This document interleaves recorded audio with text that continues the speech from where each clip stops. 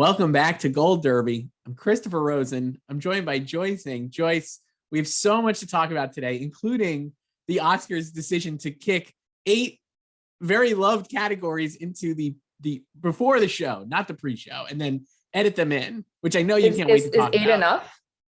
8 is not enough. I don't know. I got a whole, I'm like, my hot take is scorching on this, but we'll talk about that at the end of this, because we're going to start here with predictions for the 2022 Screen Actors Guild Awards, Joyce, which are Sunday. We've made it to an award show that matters. I can't believe they're here.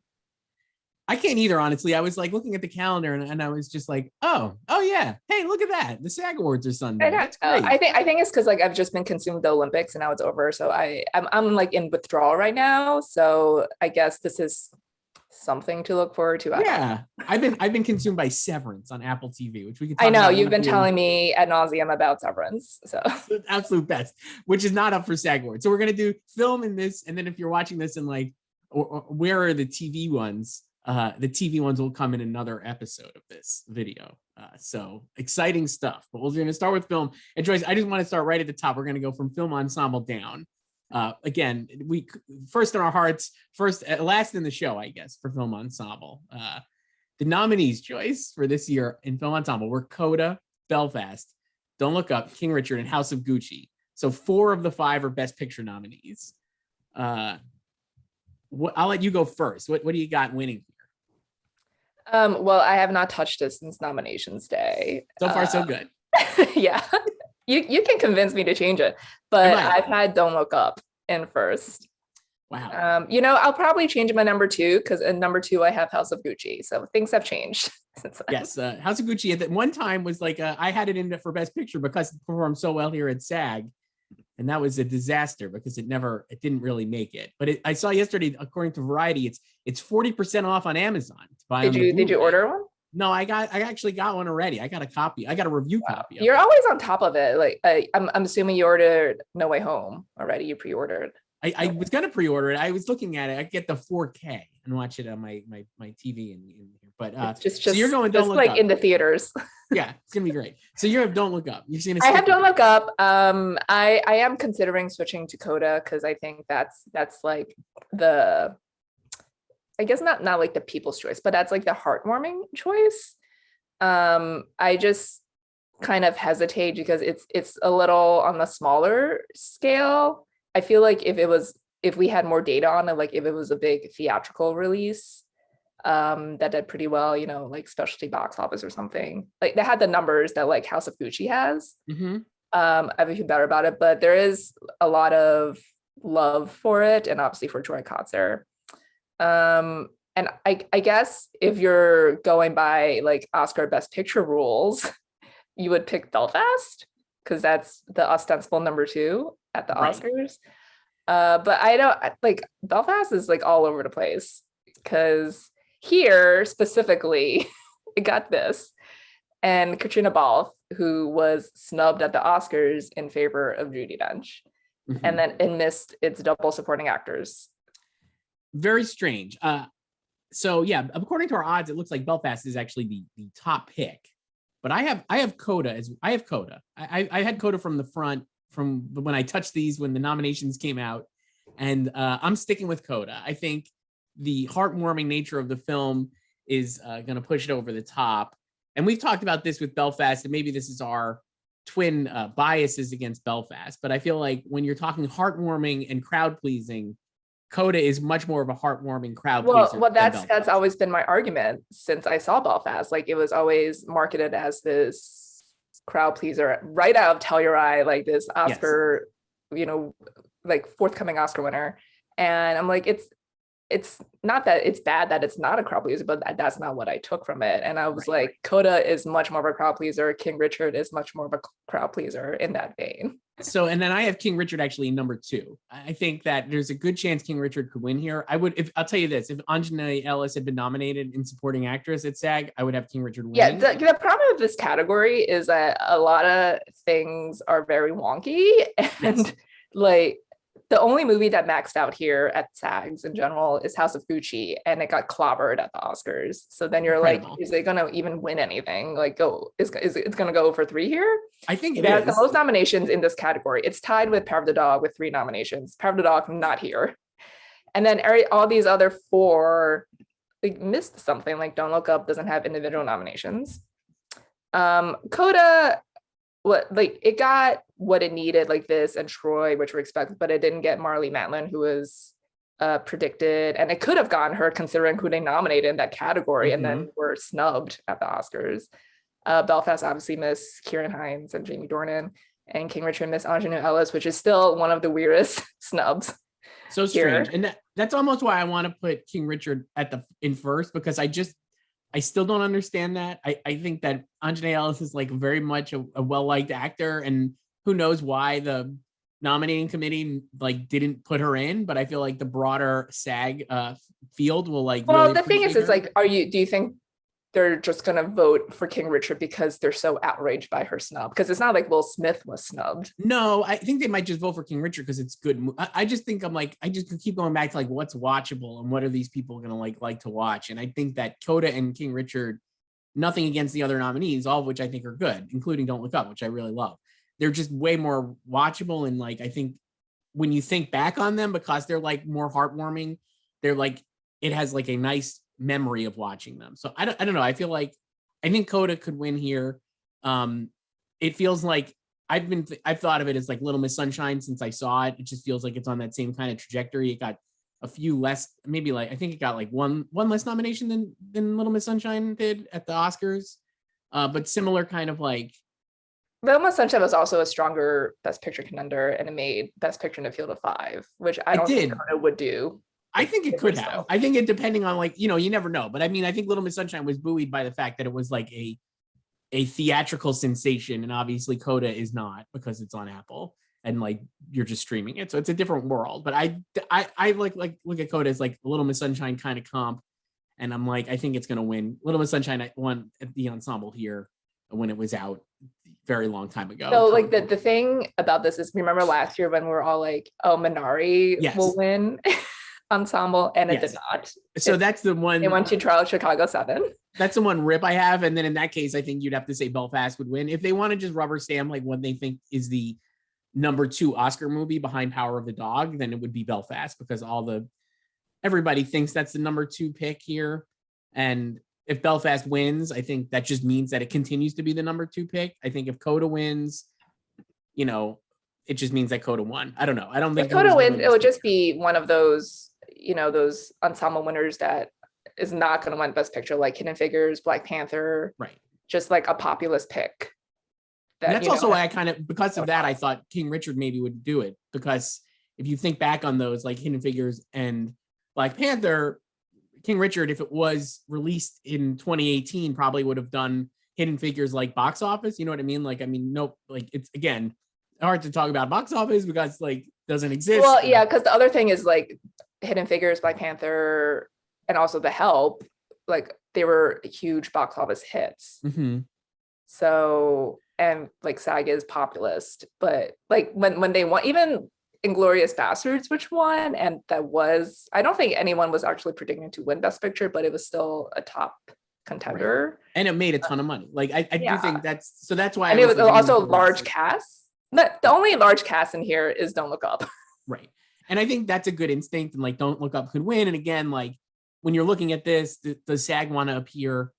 If SAG wants to appear like they're chasing Oscar clout, like I think Belfast wins. If the SAG wants to appear like it's picking the important movie in air quotes, Don't Look Up would win, because it's like about climate change and misinformation, all the stuff we talk about like every 2 seconds on Twitter. And I think if Coda wins or King Richard wins, it's just because, hey, it's a good movie? Coda, King Richard, cast is great. I also think, again, we talked about this with Minari, and like, I don't think it goes like this, because you're right. Like usually it could be like the biggest cast, like Don't Look Up. But I think there is a special alchemy when it comes to creating a family on screen. That was why Minari felt like so good, because it was like everyone was like in their roles, and it very much worked with the chemistry of the cast. And I think you have the same thing with Coda, and that's why I would pick it personally, and that's why I have it predicted. But who knows? Maybe they don't vote like Minari that. didn't win. I know. So like great argument. What I know. Shows you what I know. Okay, so can you see House of Gucci winning at all? Because a lot of people were predicting it for before February 8th, let's say. I cannot. I don't think. Do you think like people are reactionary, like voters are reactionary to what happened? Because voting does not close until Friday, 2 days before the ceremony. Yes, because people don't want to vote for what they think is a loser. And I don't think there's like, it's not like an Argo thing where it's like, man, we're really upset that it got snubbed. I think people are just like, I don't care. I don't believe that there's like a big push to give House of Gucci like a second life in the awards race after it got missed at all at the Oscars. So I don't think it can win at all. I never understood that argument of, I mean, I understand what you're saying, but I never understood an argument of like, if you're a voter, like, why do you always want to be on the winning team? Like, if I like something and no one, if I'm in the minority of like I'm still going to vote for my favorite. Like, I don't care if it loses. Yeah, because people don't want to. No, because people don't want to. Like, they want to appear on the winning team. I'm like, I don't care about that. If I have a favorite, I'm going to vote for my favorite. No, so I would love it if like House of Gucci actually won, because it's like they just stuck to their guns. But I would also say that we don't actually know how the membership at large, like all 160,000 members of SAG-AFTRA feel about House of Gucci, because the nom-com is just 1,200 people. Right. So like all the Gucci love could have just been in the nom-com and not at the membership at large. I also think the more broadly you get out there in I think House of Gucci is like a very specific taste and tone.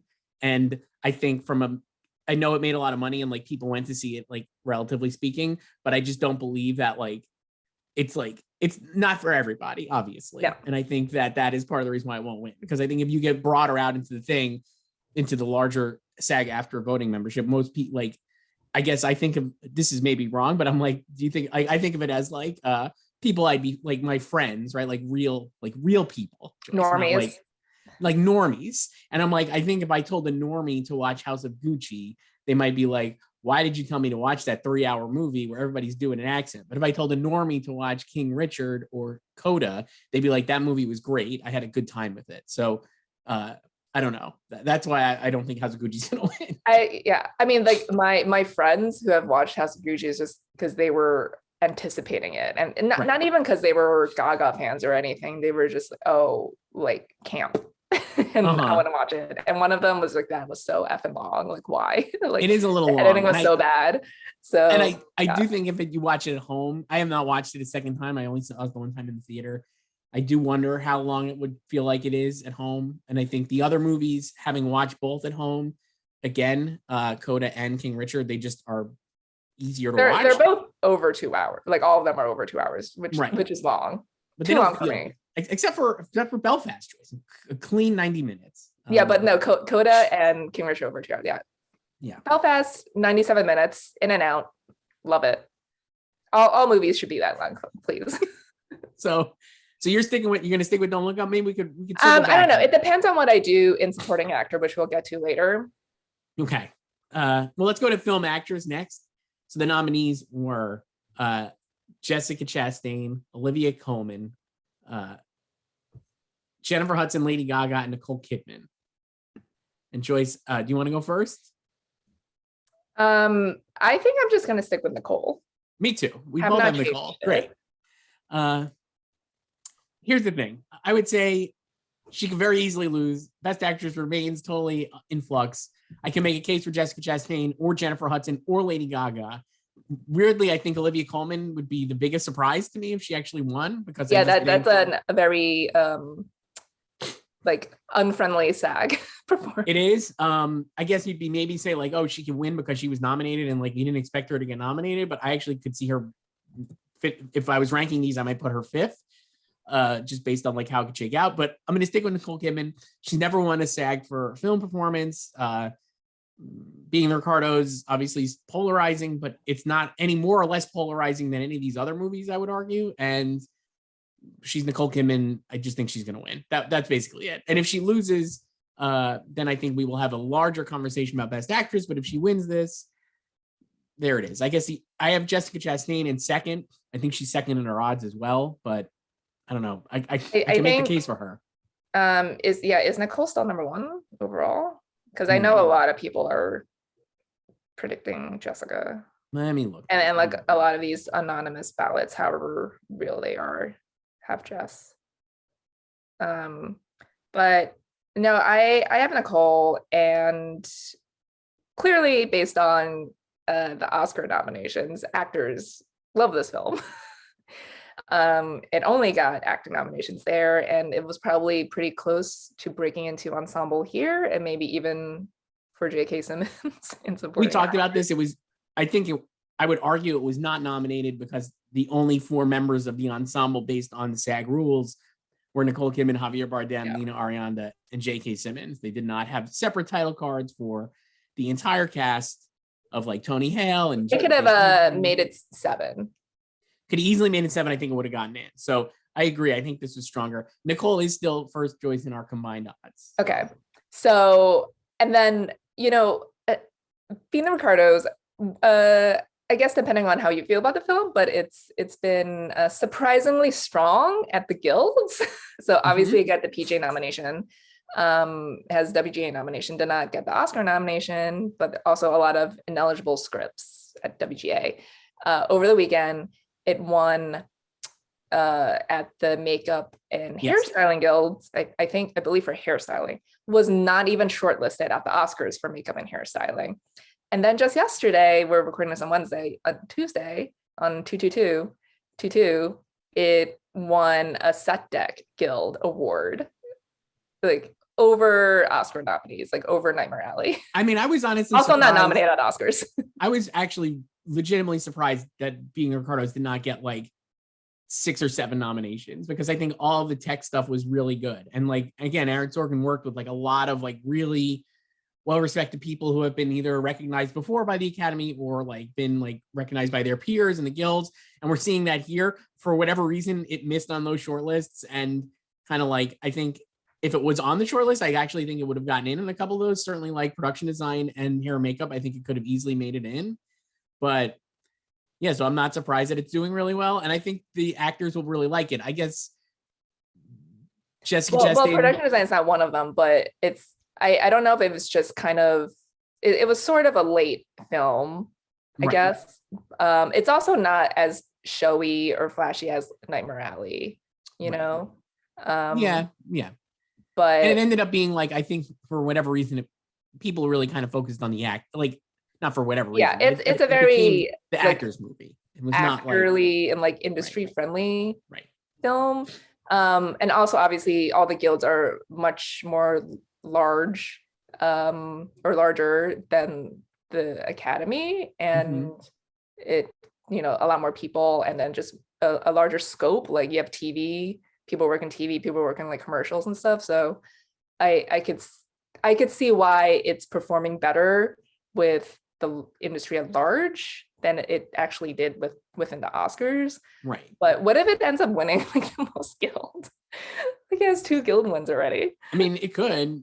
So like I've got Nicole winning here. I don't know. And I do think I think I still have her winning at the Oscars too, but but yeah, I could see like Jessica winning.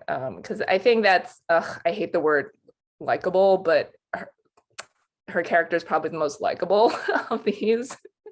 I mean, you have Aretha Franklin, but I don't think anyone's no offense to J Hud, I don't think anyone is expecting her to win.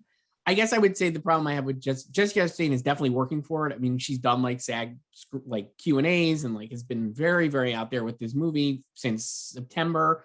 I guess again, the problem, I think an issue with it is when you get down to it, I think Being a Ricardos is a more successful movie than Eyes of Tammy Faye. And I think and Tammy Faye lost all of its hair makeup guilds. So and I think more people have just even though I think Eyes of Tammy Faye has been on HBO Max for a month or so, I just think more people have seen, Being the Ricardos. It just felt like a bigger deal. And I think it's going to be tough for her to overcome that to win with the broad SAG after body. Well, I mean, in her favors, she also had a 2-month head start on Nicole and basically everyone else. I mean, well, Lost Daughter was in festivals, I guess, but it wasn't on Netflix until New Year's Eve. Yeah, I don't know. I know Respect was a month before, but still, it's yeah. If you're early, that's good at SAG. Yeah. I don't know. Anything else, Joyce? Can you make the case for Lady Gaga winning here? Does she win here? That would it would actually be a lot of fun for me personally, if a non-Oscar nominee like Gaga or J-Hud won, because I want more chaos in this category. I think, even though I have Nicole winning, it would be boring if she won this. She obviously can't win BAFTA. Right. She could win Critics' Choice, maybe in a tie. But I want different winners again. So right. Do you think if Olivia Colman wins, that she's then the front runner to win at the Oscars? Yes. I mean, I wouldn't say she's a lock, but that puts her in really good standing, because that's just in this biopic heavy field, I don't see how she would really win, but I think there's a lot of love for her in general, and the fact that she got this nomination was a big win, because I guess the only way I would see her winning is there are too many biopics, and then people they'd all split the vote because they're all equally strong performers, and then Olivia Colman wins in a tight race. I don't know. I guess we'll see. You could definitely make that argument at the Oscars, because you could say Jessica and Nicole are going after the same type of voter. And then you have the highbrow. I mean, I guess Lost Art is kind of highbrow, but Penelope Cruz and Kristen Stewart, they're more of the underdogs, whereas Olivia was always expected to get this nomination. Right. Right, Joyce, Best Actor at the SAG Awards. The nominees were Javier Bardem, Benedict Cumberbatch, Andrew Garfield, Will Smith, and Denzel Washington. Who you got, Joyce? Again, I have not touched this since January 12th, and I still have Andrew Garfield, who I put in December in first place. So I touched them. I had Andrew Garfield after the nominations, and now I've got Will Smith winning. I just don't see a way Will Smith loses, honestly.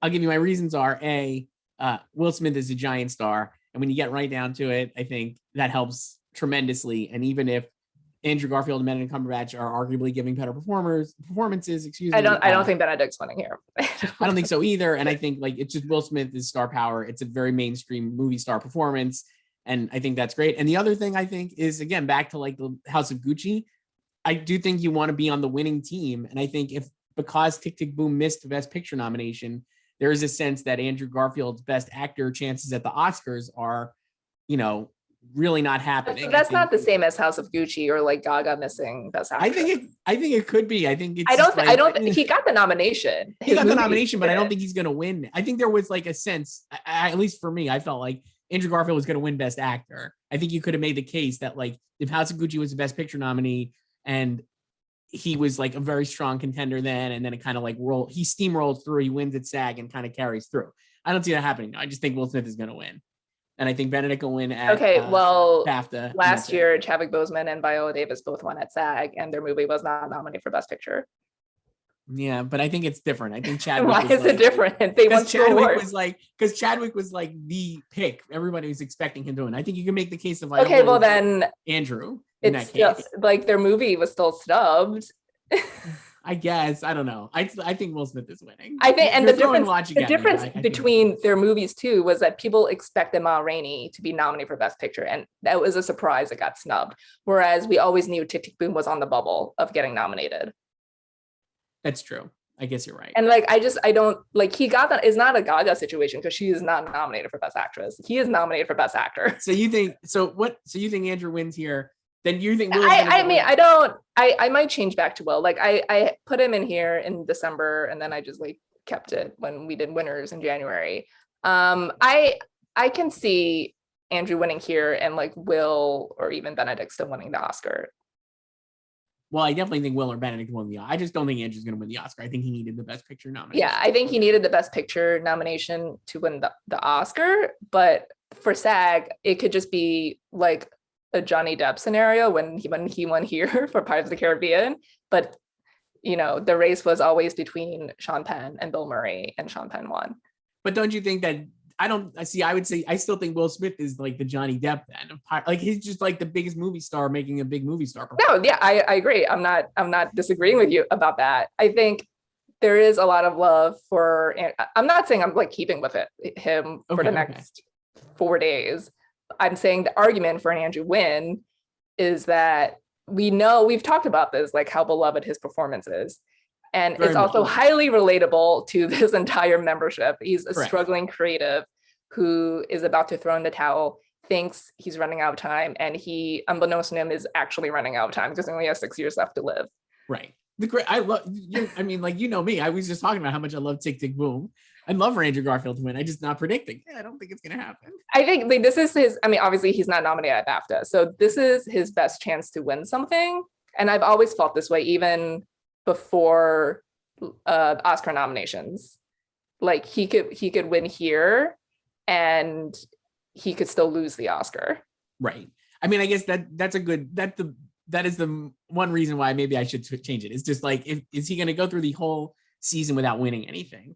Though I would argue maybe he wins a Critics' Choice Award later this month over Benedict. I still think Benedict wins at BAFTA. So I think Benedict's winning BAFTA. I think you could end up with Will at SAG, Andrew Garfield at Critics' Choice, and then Benedict at BAFTA. And then we go into the Oscars with those three continuing to be like the three, with Will probably a slight edge, though I could definitely see Benedict Cumberbatch winning in the end. I guess we'll see. Also, so you're not predicting King Richard to win cast, right?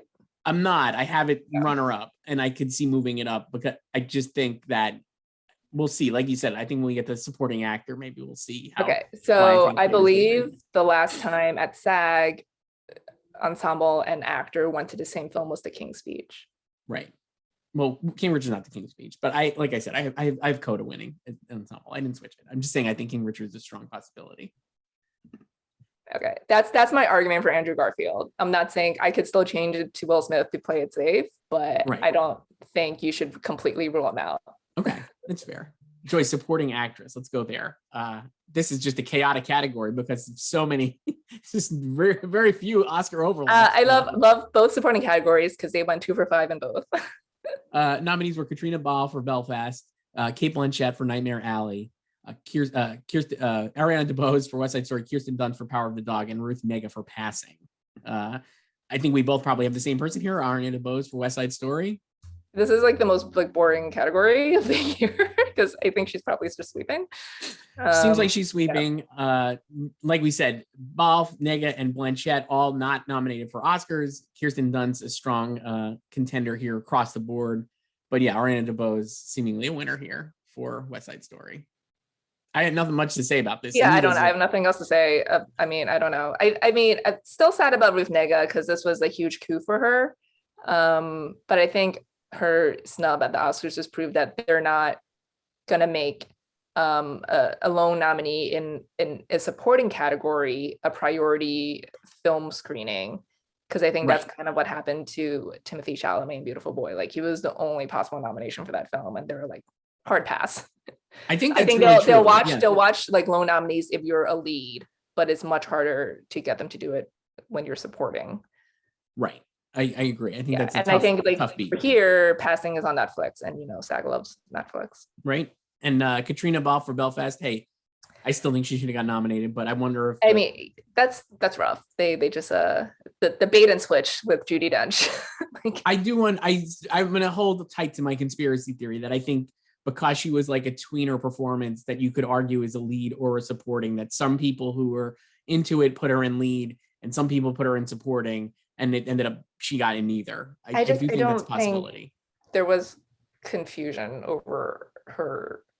Like in my mind, they were all supporting and Jude Hill is the only lead. Like we know that. I agree with you. I'm just saying, like, that was Scott Feinberg thought she was a lead. That was like a thing. I think he just wanted 4 nominations in all 4 categories. That's all. But I think the fact that both Belfast guys missed here, and then they swapped Katrina out for Judy, I think it just means they were just kind of defaulting to, like, I think, to Kieran, because I think if Jamie was kind of losing steam before that. So it was always like, if like one Belfast guy gets in, it's going to be Kieran. Right. And then they know Judi Dench. They love Judi Dench. She has like the final line, very sad final line.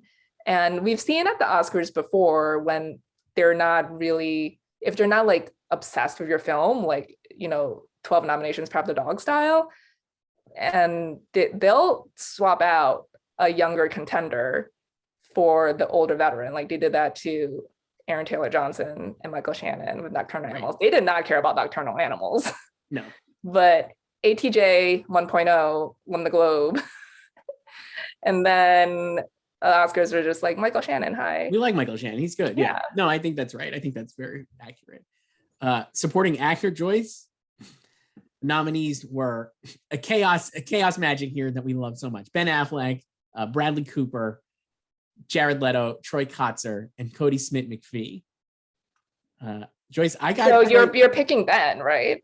I'm not. I'm picking Troy. I have Troy Kotsur winning. I think this is the first step onto his eventual Best Supporting Actor Oscar win. I think he's going to win at the Oscars. Okay. So I have Troy winning here. I just my case for it is it's a discovery, fun performance, a really couple of really great like emotional scenes that I think will resonate for people, and he's very engaging on the campaign trail. And I just think that Power of the Dog, while Cody Smit-McPhee is incredible, I wonder if it's too a cerebral of a performance. And I've been like, I guess he could be proven wrong, because I could be very wrong, because he's been the front runner for months, and like everybody's just kind of like writing him in to win, and he's definitely the odds-on favorite to win on Sunday as well. It just seems like he's such a strange front runner here, because he's like a young actor. It's not a showy performance. It just doesn't feel like kind of stuff. SAG likes young people though. They nominate SAG likes young people. I'm just saying overall, like he's like, we're just like, is he really going to steamroll for this performance that only kicks in like the last 45 minutes of the movie and is really good? And he's like definitely the part of the movie. I think even people who don't like it or are like lukewarm on it leave the movie being like, that kid was great. He's a great performance and a good actor, and the character's really engaging. I don't know. I just think like in the end, that sounds like an argument for him to win though. I just think he's, even though they're both like not new. I mean, Cody Smit-McPhee's not a newcomer. He was in obviously like X-Men movies and stuff, and like Troy Kotsur's been acting for a very long time. Let Me In and The Road. But they're newcomers to like award season, I guess. I don't know. I think Troy's gonna win. And I think that's why I have Coda winning for ensemble as well. So tell me why Cody Smit-McPhee is gonna win though. I think this is where he's the most vulnerable. Like we've talked about how SAG has always been the place where Power of the Dog was most vulnerable, and it was never going to get that ensemble nomination, which it did not. So, but I think Cody can still lose here and win the Oscar. Like I think he's winning BAFTA, and I think he's the win the Oscar without SAG. And yes, Troy is his biggest competition. So back to ensemble. My thing is Coda strong enough to win ensemble and an individual category, or is it going to be one or the other? I got both. I think it's strong enough to be both. And that could just be because I'm in the tank for Coda. But I think when you are in the tank, it's your number 2 of the year, and it made you cry. I really loved it so much. I just think if you watch the movie, you're like, this rules, and it's a great movie. So I just think that like that's going to power it through. And they've done a really good job of getting Troy, I think, out there. I feel like he's been a lot. Oh yeah, for sure. He's campaigning. Yeah, he's campaigning. He wants it. I think it's very easy for it's gettable for him. It's not easy, and I don't know. I just think it's a tough beat because like you're so many other actors in Power of the Dog. I don't know. I could just I don't think he's so like I don't like they're both like they're 2 very different performances. Like obviously Troy is very emotional. He has like that big crying scene when Amelia Jones sings to him and everything. Also very funny with the scenes with Marlee Matlin. And yes, like Cody's character is, it unveils itself throughout the film. But I think like it's so reductive to just like cast him like Peter as this like weirdo like cold-blooded murderer. Spoiler alert if you haven't seen the movie. But I don't know, maybe it's like the rabbit scene or something, I don't know.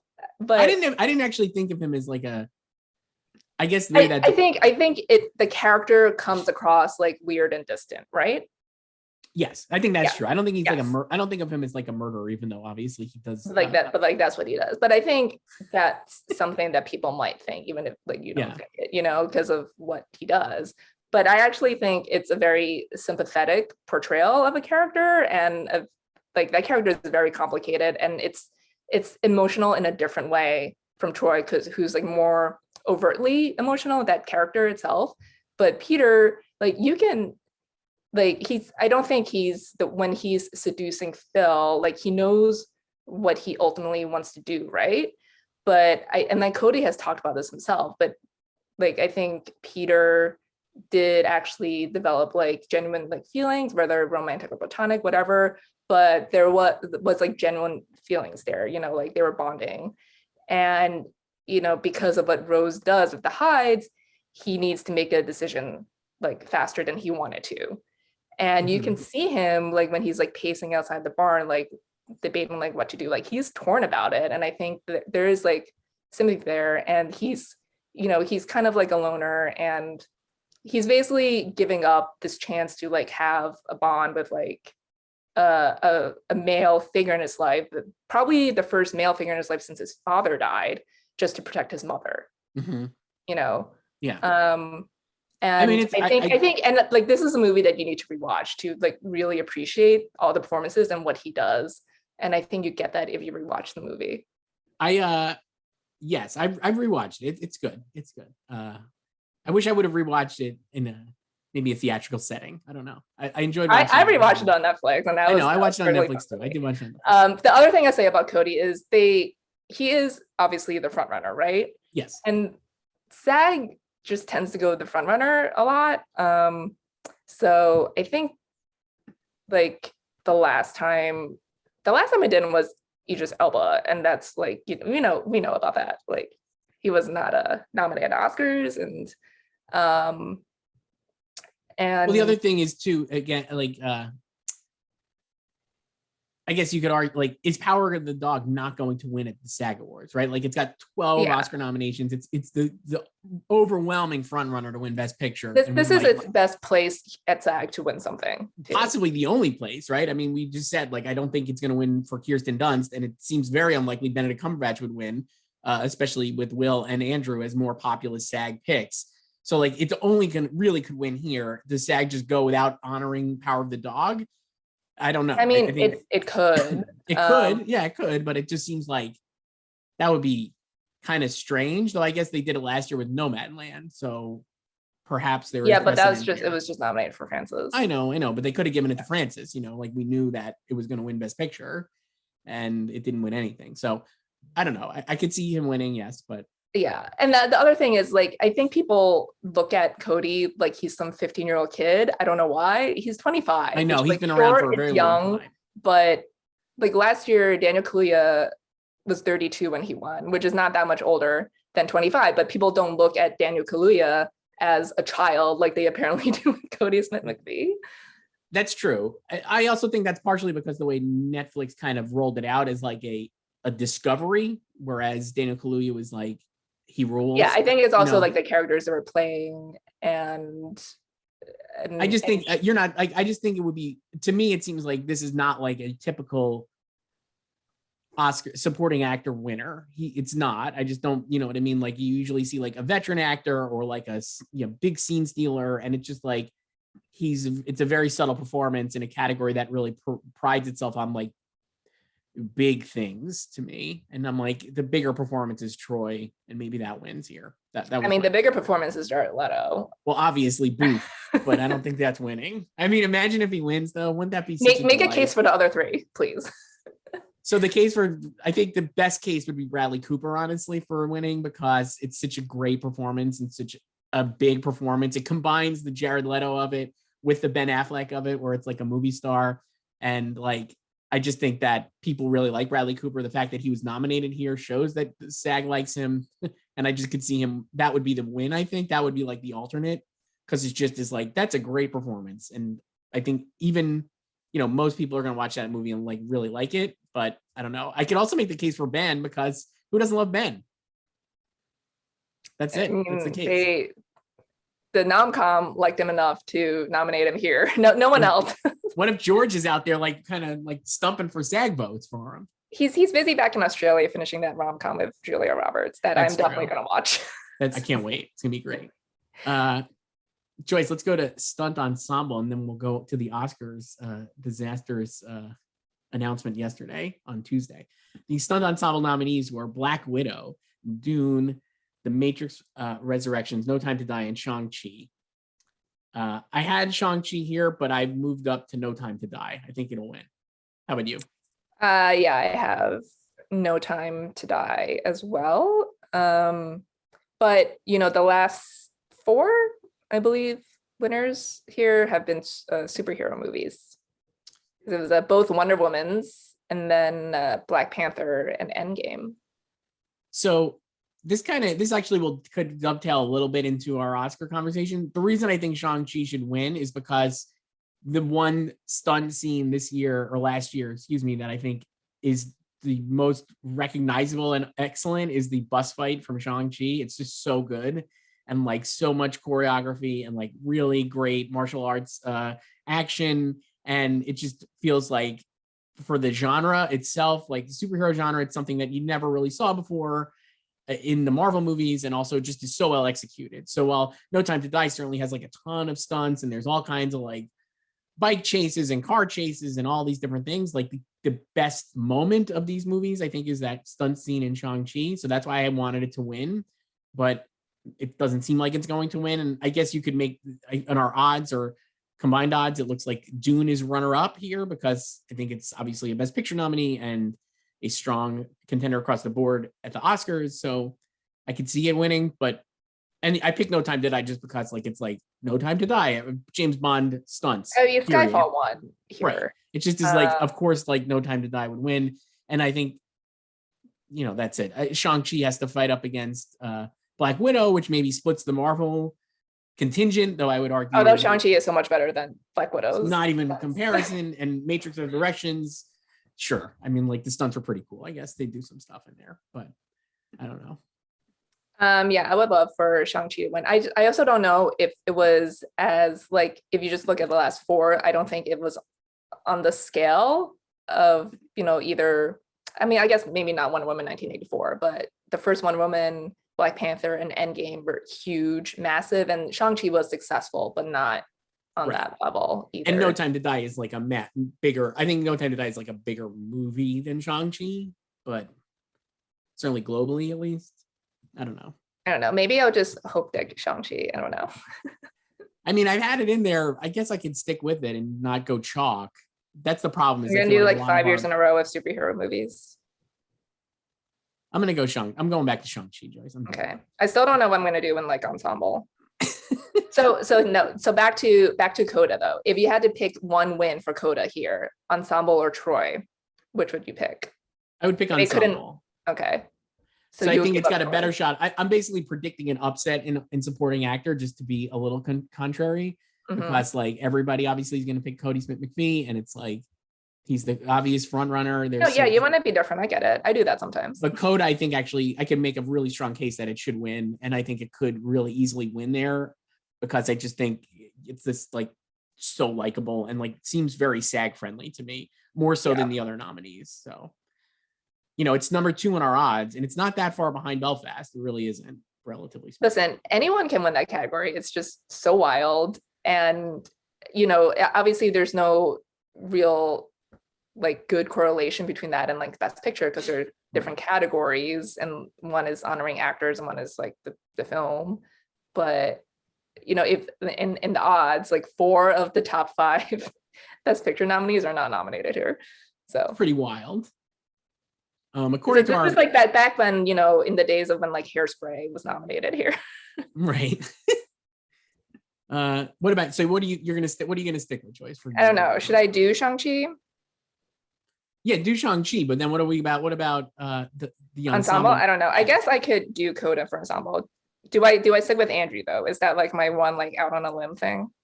I mean, I think you made a strong case for Andrew. I'm not going to switch back to him, but I think that you definitely made an impression on me to make me think I'm definitely wrong that Will Smith. Sometimes I just don't like predicting all the chalk picks. Right. And yeah, I mean, Andrew is, like we said, I think it's the one place he could win, and actually does set up nicely. I am going to be upset if I switch off of him and then he ends up winning. Yeah, that's why you can't switch off. If you had him for months, and we've talked about it for months, like that we thought he was like a very likely SAG winner here. So I do I do know someone who knows someone who's a SAG voter, so I should find out who they voted for. Yeah, that's a good idea. Yeah, obviously his picks will be emblematic of the entire membership. Certainly, there's thousands and thousands of SAG members, but we got it down to one. So yeah. Joyce, you want to switch to the Oscars? So yesterday, great moment in film Twitter. They picked a great day on Tuesday, 22222. 22222 is reported by Hollywood Reporter first and everybody else.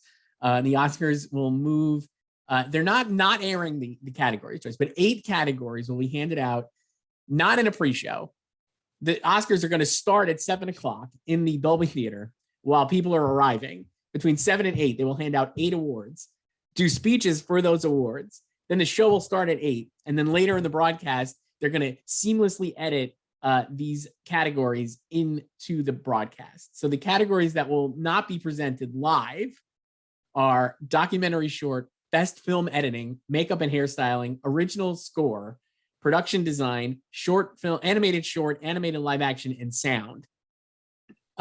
So not what people were hoping for, I guess, Joyce. Let's start there. But after the events of last week with both hashtag Oscars fan favorite and hashtag Oscars cheer moment, which was just a variation of most popular film. Yes, I had a feeling this was coming.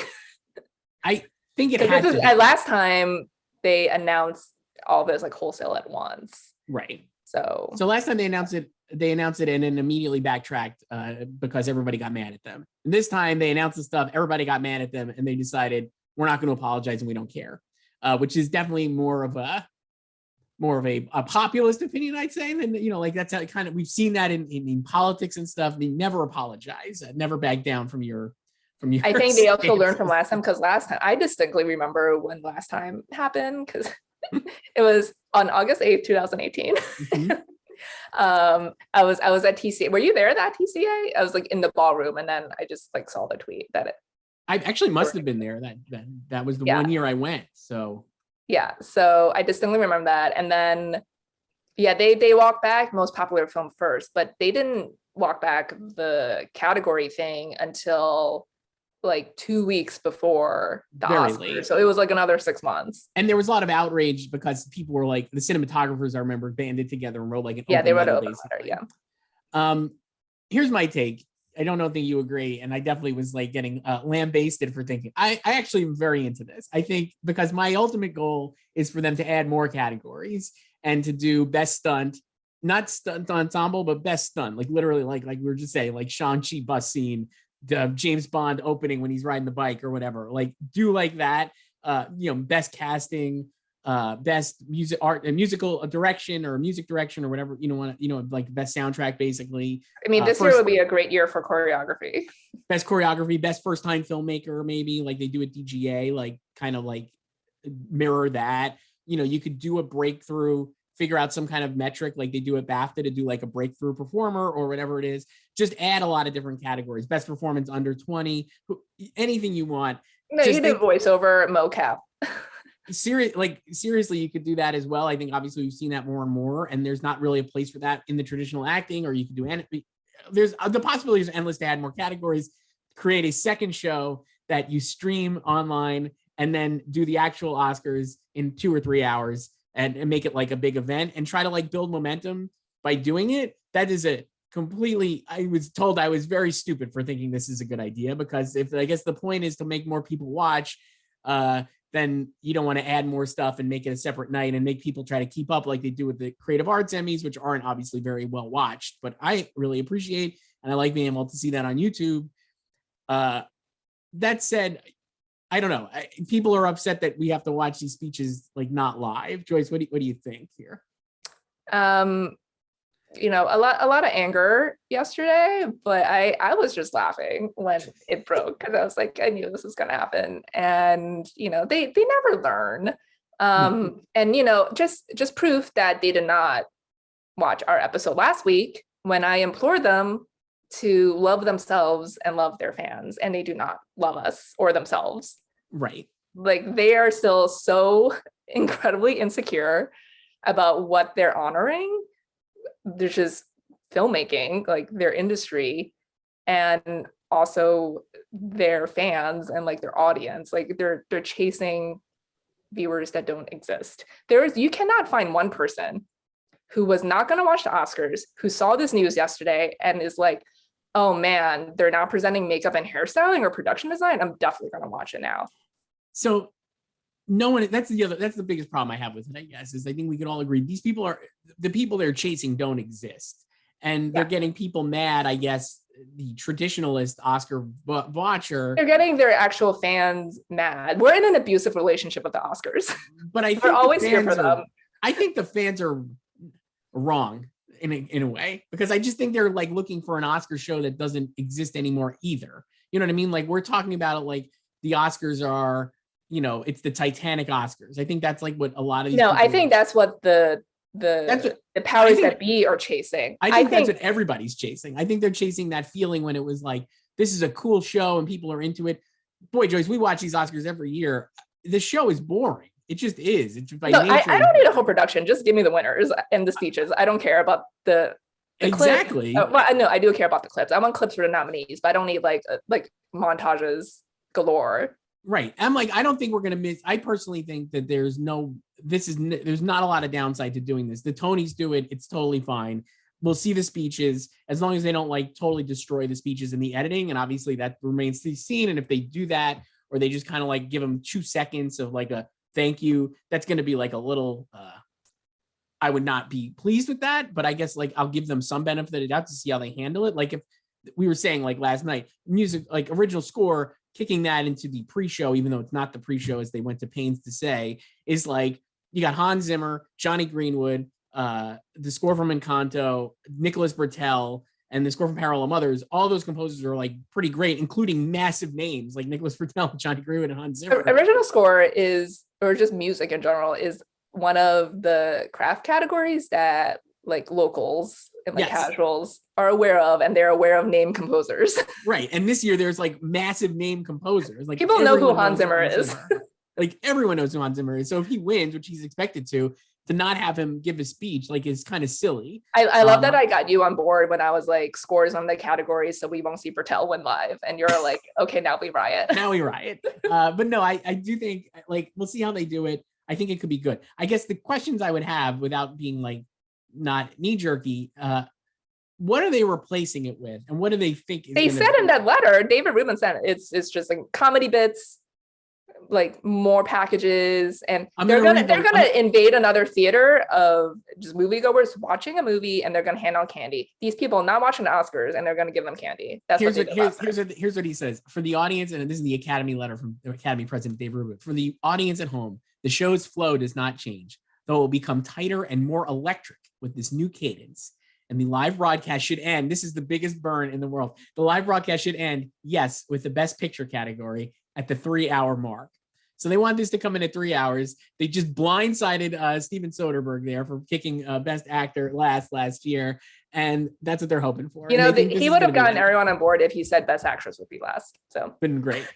So like, no, the one thing I would say, like everyone, or like the people who are supportive of this are like, you know, Emmys have creative arts, the Tonys do this too.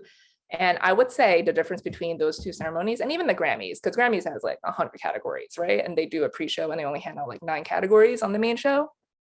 These 3 other awards of the EGOT do this. And the difference is that those 3 shows and the powers that be behind it, they are secure in what they're celebrating and their community. Like the Tonys is the most niche one, right? Like it's the least accessible because you have to literally be in Broadway to watch a Broadway show. But they have, I think, probably like 27 categories, like not that many more than the Oscars. And they do that like pre-show, pre-tape thing, and they work it in. And they also have double the acting categories because it's musical and play. Right. But they know how to celebrate their community. Like they're all about showcasing the talent and the Broadway shows, because that's how you get people to, you know, maybe they're in like London or something. It's like, oh, I'm going to book a trip to New York, you know, pre-COVID, and like go see the show because I watched this, you know, even if it's like a clip on YouTube or something. I don't know when they broadcast the Tonys there, but they know how to celebrate their artists and their community. And the Grammys, same thing. Grammys, like musicians, right? So I think in that sense, it's easier for them to just constantly put on performances throughout the show. Right. And they always have like collaborations and like medleys between artists and stuff. So it's always more performances than the actual award that the Grammys. And the Emmys, I think Emmys have perfected this the best because they do have the creative arts ceremonies. And, people don't watch them except like people like us, but, we follow them. And I actually think what they did 2 years ago in 2020 was great when they had it 5 nights in the week leading up to the Emmys and everyone could stream them. The thing is, the Oscars have a fundamental misunderstanding of how the landscape has changed, and we just don't consume content the same way. People don't have the same attention span. Like, we are the people who are going to watch this for 3 hours, not the people on TikTok who you're chasing. They're just going to see the viral moment or like the winner on TikTok or on Twitter or something. And what they need to do is just stream the show, like put it on Disney Plus. You're going to get way more viewers globally than you would on just ABC. Sorry to ABC. But, there are people all over the world who are always looking for an illegal stream of the Oscars to watch. Right. Like, just put it on Disney Plus and let. I think you're like I totally agree it should be streaming. That's why I thought like having, and I was told last night I'm an idiot because like you're basically the pushback I was getting from like a David Sims or a David Ehrlich who works at our sister site IndieWire, Joyce, was that you would be like, it's like you don't put, the Oscars are prestige personified, and by making it putting more categories in or making it push to another night, you're basically like giving up that prestige. But I would argue you actually are increasing that prestige because you're like, giving away more honors that really kind of the people who are making the movies deserve like recognition more than we're giving out. And also you make a bigger deal. Like you said, like I love like that year, the creative arts were 5 nights. Again, it's for a niche audience, but you're building momentum into the show. Yeah.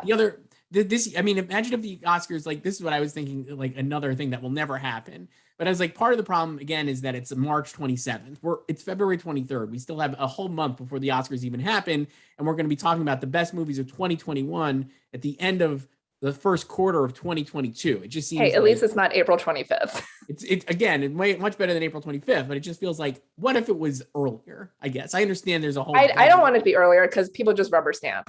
I've said this before, but I grew up with the Oscars in March, so I'm fine with it in March. But I'll tell you this, Joyce, it's a different world, like you were saying. Like, everything moves much faster now because of our access to information and just moving on and the attention spans of like the viewers. It's hard to get people like super engaged in a movie that like King Richard came out November 19th or whatever, and we're going to be talking about March 27th. Like, I just think it's like, it's a difficult sell to get like people into it. Again, we would be into it because we care about this, right? So like, but again, I don't think they need to be concerning themselves with chasing this like mirage of viewers that are never going to come to them. I think they need to be concerned with chasing like a better show that makes it more cool for like people who like the Oscars. I'm not sure. Yeah, that, like they should make the show for us. And here's my hot take, Joyce. Tell me what you think of this idea and how stupid it is. What if in the fantasy creative Oscars, Emmys, arts Emmys that I've done here, where we're adding categories and doing another show, you kind of like go through the best picture nominees and say who did not win of those 5, like of the 10. You eliminate a film. But you do it like in a respectful way, like, oh, like we're gonna go like counting down from like 10 to 1, or even if maybe alphabetically or whatever it is, maybe not alphabetically because you kind of would lose the suspense, but you do it and be like, these are the best movies of the year. We were loved, like, and do like tribute packages to the movies that didn't win. So you're actually like selling the movie. So like if like this year, like let's say the 10th movie was Nightmare Alley. So at this creative arts Emmys Oscars ceremony that I'm inventing, you would have like a moment of like a clip package of Nightmare Alley, like a recognition of its nominees and like all these different things, like kind of like the Hunger Games style, like blasting it out into the sky. And then you're kind of building suspense because then you're at least are like, well, I know Nightmare Alley's going to win.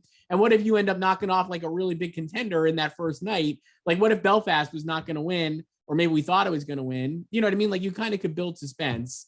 And I think that would be like, you want it to be knockout style, like sports. I think it needs to be more like sports, basically. I do. And I think you can make it like kind of fun. Like I see people comparing it to the Super Bowl. It's like the Super Bowl is the Super Bowl because you have spent a whole season watching teams compete, and then the playoffs watching them knock each other out. And then there's two teams outstanding. They could go into OT and right. Like, you know, I don't know. I understand what I'm saying. I understand what I'm saying. We let it go as long as we want. I will watch a game like sports as long as needed. I watched Australian Open final 5.5 hours. I watched that. It's just the competition of it is nice. I think there's a way to do it that's not like cheap and like you lost, you're a loser. It's like you were nominated, like being nominated is the reward, right? That's always like a joke, but like it kind of is. And you know, I think the issue with that is just that, are you saying they need to do that in the week leading up or just in that night? I'm saying leading up.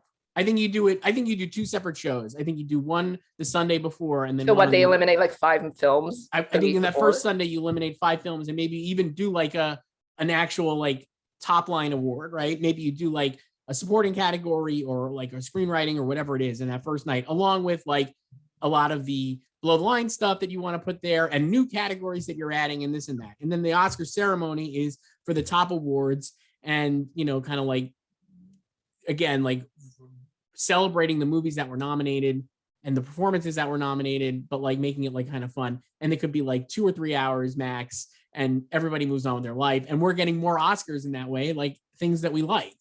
I don't know. And then you're not like disrespecting. I'm all for more categories like stunts and all that, because give me more of that. Especially like casting. They have a casting branch and they don't have a category. But anyway, that's what kills me too. And I think when we talk about this, and it's like, again, like I think when people are complaining about the Oscars, and not to go too much off on a tangent, but I'm like, the issue is that like the perception is maybe that the movies that are getting recognized now are not as good as the movies that were. There's no Titanics and no big, you know, like the stuff that was in the 90s winning best pictures and like being, it's like omniculture or whatever. Now we're just like, that's it. Like it's just not the same. But I think if you add more categories, like we're saying, like there's a way to do like stunts would be all the blockbusters, right? And it would be like a cool way to recognize those instead of like hashtag fan favorite or like best blockbuster. And I agree it should exist, but I also don't think if they created a category tomorrow that, you know, this like audience that they're chasing is going to be like, I'm definitely going to watch the Oscars now. Like it's still going to be something for us, that like something we were calling for. And even like people like Helen Mirren has been calling for a stunts category forever. So it's still going to be targeted, or like we're still going to be the ones that care about it the most. Like that's still not going to get people to watch it, I don't think. But I don't think your idea, like, I don't think you can eliminate 5 films the week before the Oscars. Like, are those people even going to go to the main show? Like, no. Like, what's the point? No, but no, they're not, I guess. I don't know. No, like I also don't think, I think the difference between like something like this and sports is like athletes are competitive. They know they can lose. Like that's why you lace up the shoes, so you play. Right. And like they know what it's like to lose. And it's kind of, it's not subjective, right? Like you score the more points, unless it's a judge sport. Right. But if you score more points or like you're first across the line, then you win, you know? But with this, people are voting and it's subjective. And I think it kind of hurts more if you're eliminated the week before the main show. I mean, I think there's a way to do it so it's not, I hear what you're saying, and I think that's true. But I do think like it would be more beneficial to the movies. Like, for instance, Nightmare Alley is not going to get any shine on this show, right? It's like when we do it, I'm just using that as an example.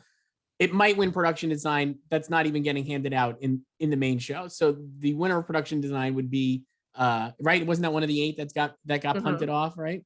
So Nightmare Alley, it's got its 3 nominations or whatever it got. It's going to win production design. Maybe we'll have like a 20-second edit of the speech from Tamara Deverell, who's the production designer or whatever. And then that's it. It moved on. And then when they announce the nominees for Best Picture, it'll be like Nightmare Alley, and maybe they'll show the title depending on how long it is. Maybe they'll have a clip, and that's all you're going to get. So if you're like a fan of Nightmare Alley, not even like a regular person who's like, I want to watch the Oscars to find out what the movies are. If you're a fan of Nightmare Alley, you're like, man, this sucks. I like Nightmare Alley. Why didn't it get enough shine on the Oscars? But if you're like, oh, it was eliminated, but look at this great, well-produced like tribute to Nightmare Alley, and like, you know, whatever it is, like in the earlier show, like I think that would be cool. I don't know.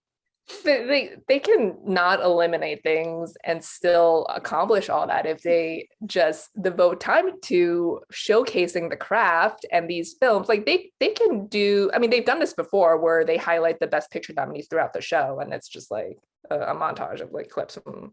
Yeah, they've done it before, just badly. Joyce, basically, this should be us producing the Oscars. That's what I think it should be. I think so we can make a creative arts Oscars, which I'm actually like totally fine with.